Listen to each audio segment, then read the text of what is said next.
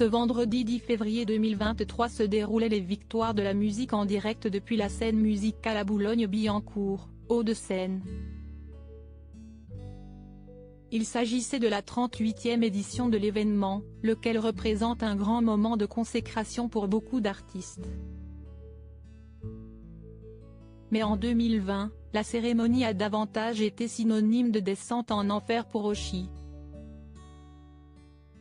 À l'époque, la chanteuse avait embrassé sa chérie Géa sur scène dans l'idée de lutter contre l'homophobie. Un acte militant qui lui avait alors valu de violentes attaques sur les réseaux sociaux et qui a laissé l'artiste traumatisé. Dans Ça commence aujourd'hui, France 2, elle est venue témoigner de son calvaire, et de celui de sa compagne au passage, auprès de Faustine Bollaert.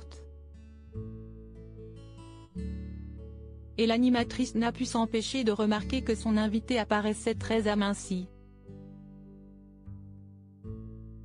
Une conséquence directe au cyberharcèlement dont elle a été victime. Je ne mangeais plus trop. Je n'étais vraiment pas bien. J'ai perdu 12 kilos en tout. Sans explication.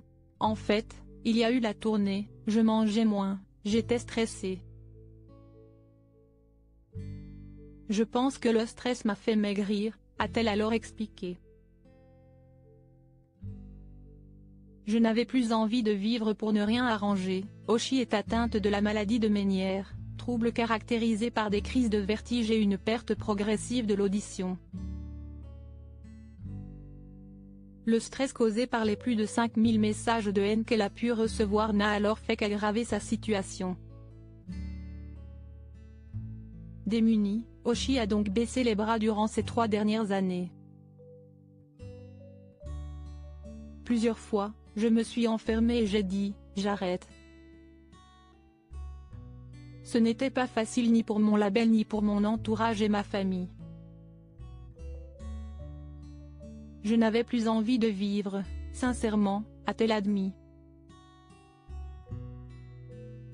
Aujourd'hui encore, elle craint de sortir seule. Oshi a néanmoins décidé de se faire violence pour revenir sur le devant de la scène et continuer de vivre de sa passion.